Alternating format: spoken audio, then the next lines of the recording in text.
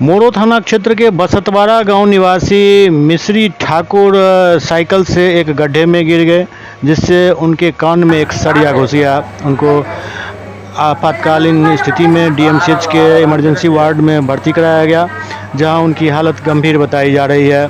बताया जाता है जो वो साइकिल से कहीं जा रहे थे, इसी दौरान ये दुर्घटना के शिकार हो गए।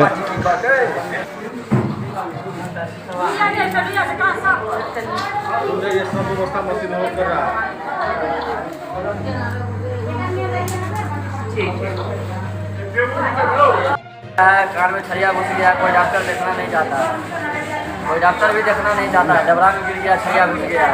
अच्छा, सरिया घुस गया कहाँ पर? पटोरी डबरा में। हाँ? पटोरी डबरा में। पटोरी थाना? थाना मोरो बसवाड़ा, जिला? जिला दरभंगा। क्या नाम है उसका? अजीत कुमार। तुम्हारा नाम क्या है? मेरा नाम अमित ठाकुर है। अमित ठाकुर। और उसका नाम? अजीत कुमार। कौन है तुम्हारा? भतीजा है मेरा। उसका बाप का नाम क्या है? मुकेश ठाकुर।